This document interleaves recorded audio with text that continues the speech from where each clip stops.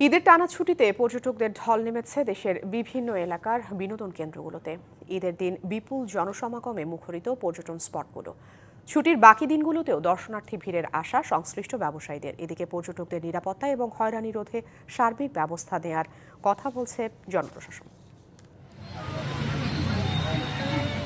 সকাল থেকেই পর্যটকের আনাগোনায় মুখরিত বালিয়াড়ি সৈকতের পাশাপাশি মেরিন ড্রাইভ, হিমছড়ি ঝর্ণা, ইনানি সাফারি পার্ক এবং রামুর বৌদ্ধবিহার সহ কক্সবাজারের বিনোদন কেন্দ্রগুলো।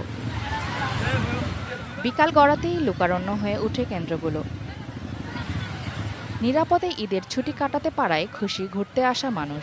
অবশ্যই ভালো লাগতেছে। আমার এটা বিয়ের পর হচ্ছে হাজবেন্ডের সাথে প্রথম ঈদ, প্লাস কক্সবাজারের মতো এমন একটা জায়গায় আল্লাহর এই মহান সৃষ্টি দেখতে পেরে খুবই ধন্য। আমার ফ্যামিলিকে নিয়ে আসতে পেরে খুব ভালো লাগছে। ঈদের প্রথম দিন কক্সবাজারে 40,000-এর বেশি পর্যটক ঘুরতে আসেন।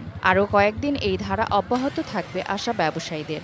50% হোটেল বুকিং আজকে রয়েছে। আগামীকাল থেকে এটা 7 ডে থেকে আসে এবং পরশু থেকে শতভাগ বুকিং আমরা আশা করতেছি। আমরা যারা পর্যটন ব্যবসায়ীরা আছি, যে ক্ষতি হয়েছে রমজান মাসে আমাদের ব্যবসা হয় নাই, এটা ক্ষতি খুশি আমরা লাভের মুখ দেখবো বলে মনে করি। এদিকে ভ্রমণ নির্বিঘ্ন করতে নিরাপত্তা ব্যবস্থা নেওয়ার কথা বলছে পুলিশ প্রশাসন।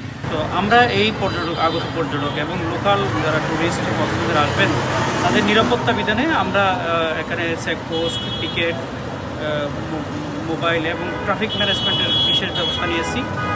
রাঙ্গামাটির স্পটগুলোতে পর্যটকের তুলনায় স্থানীয় দর্শনার্থীদের সংখ্যা ছিল বেশি।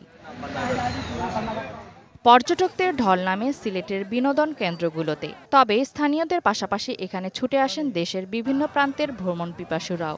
সিলেটটা ভালোই লাগে, মানে এখানে আসলে মনটা ভালো লাগে। পরিবার পরিজনকে নিয়ে আসলে ঈদের আনন্দ উপভোগ করতে আসছি।